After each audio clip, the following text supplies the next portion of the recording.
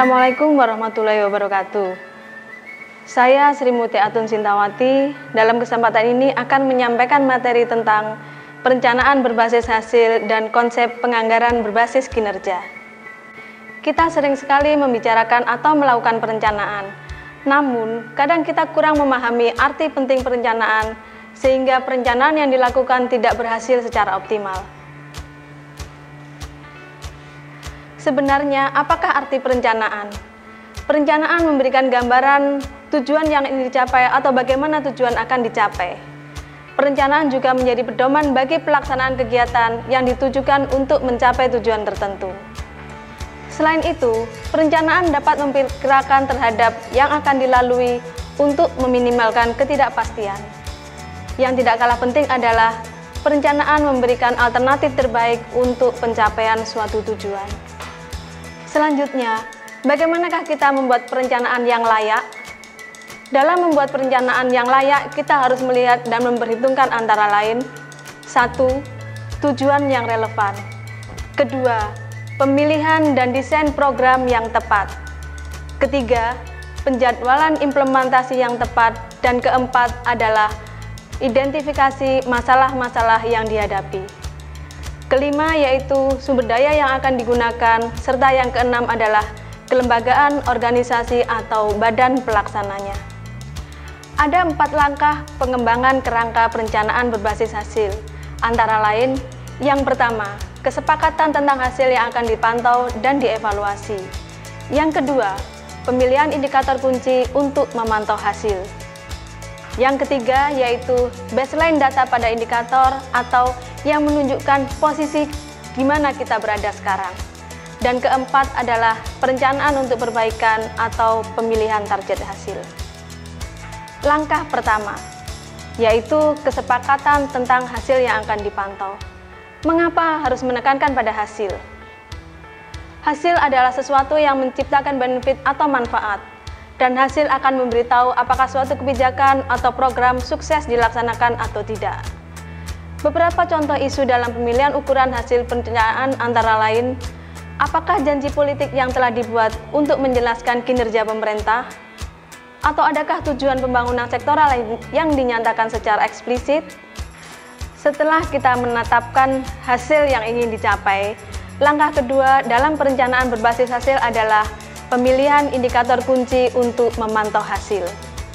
Setiap hasil perlu untuk diterjemahkan dalam satu atau beberapa indikator untuk mengidentifikasi atau mengukur kemajuan ke arah pencapaian hasil yang diinginkan. Salah satu contoh mudah dalam mendefinisikan indikator hasil adalah dengan pertanyaan: bagaimana kita mendefinisikan sukses? Atau bagaimana sukses yang ingin kita lihat? Untuk melihat suatu kesuksesan atau keberhasilan, maka diperlukan suatu ukuran yang disepakati bersama. Sebagai contoh, bagaimana kita menilai seseorang itu sukses atau berhasil? Berdasarkan kekayaannya, pendidikannya, prestasi, jabatan, atau berdasarkan penampilannya? Antara si A, si B, atau si Fulan bisa memiliki ukuran atau kriteria penilaian yang berbeda-beda. Untuk itu, diperlukan kesepakatan kriteria penilaian yang bisa diterima oleh semua pihak yang kita sebut dengan indikator. Bagaimanakah memilih indikator hasil?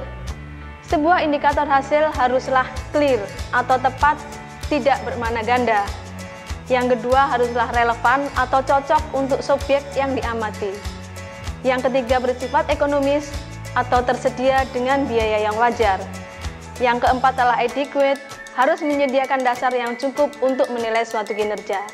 Dan yang kelima adalah monitorable atau harus dapat divalidasi oleh lembaga atau pihak lain.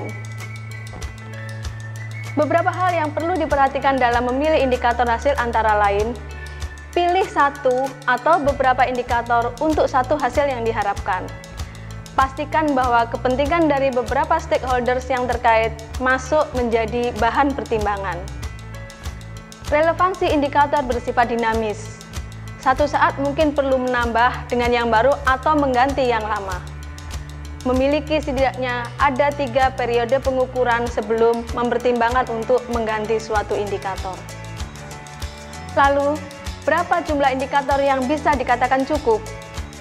Jumlah indikator yang diperlukan adalah yang minimum dapat menjawab pertanyaan, apakah hasil yang diharapkan sudah tercapai? Salah satu contoh menyusun indikator hasil di bidang pendidikan adalah bahwa untuk mendapatkan hasil yaitu meningkatnya akses anak-anak pada program prasekolah antara lain bisa digunakan indikator 1. Persentase anak yang tinggal di perkotaan yang memenuhi syarat terdaftar di pendidikan prasekolah, atau persentase anak-anak yang tinggal di pedesaan yang memenuhi syarat terdaftar di pendidikan prasekolah. Setelah langkah pertama dan kedua, langkah ketiga dalam perencanaan berbasis hasil adalah baseline data. Sebuah baseline kinerja adalah informasi yang bersifat kuantitatif atau kualitatif yang menyediakan data pada tahap awal atau sebelum periode pemantauan. Sumber data yang digunakan antara lain bisa bersifat primer atau sekunder. Data primer adalah data yang dikumpulkan langsung, misalkan melalui pengumpulan data reguler, survei, observasi, atau wawancara. Data sekunder adalah data yang telah dikumpulkan oleh orang lain, awalnya untuk tujuan yang lain. Contoh, termasuk data survei demografi kesehatan atau data yang lain. Data sekunder sering dapat menghemat uang dalam memperoleh data yang dibutuhkan, tetapi kita harus tetap hati-hati dengan penggunaannya.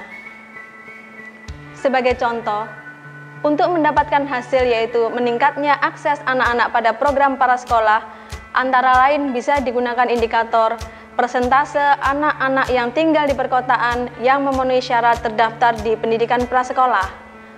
Maka, berdasarkan data yang dimiliki oleh suatu kota, baseline yang digunakan yaitu 75% anak di perkotaan yang berumur 3 sampai 5 tahun pada tahun 2015. Langkah keempat dalam perencanaan berbasis hasil adalah pemilihan target hasil. Definisi target adalah tingkatan pada indikator yang bisa dikuantifikasikan pada suatu titik tertentu.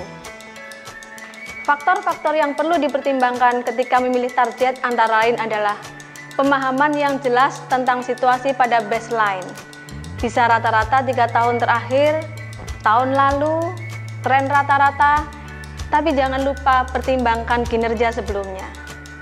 Yang kedua yaitu ketersediaan sumber daya, baik berupa data, dana, SDM, atau input lain yang tersedia selama periode pencapaian hasil. Yang ketiga adalah jumlah sumber daya dari luar yang diharapkan untuk program tersebut. Yang keempat adalah pertimbangan politik dan kapasitas kelembagaan.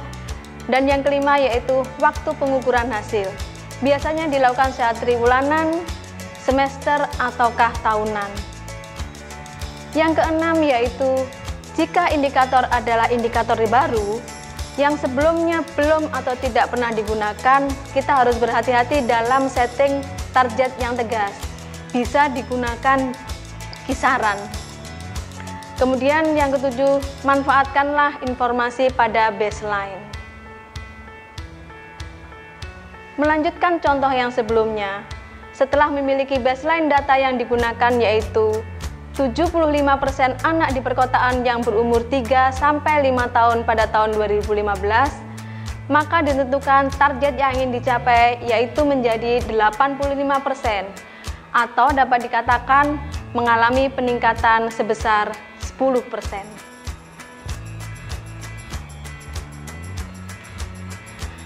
Contoh matriks yang telah diselesaikan ini menjadi kerangka hasil kita. Kerangka hasil ini mendefinisikan hasil capaian dan memberikan arahan untuk mendeteksi keberhasilan atau ketidakberhasilan dalam mencapai hasil tersebut.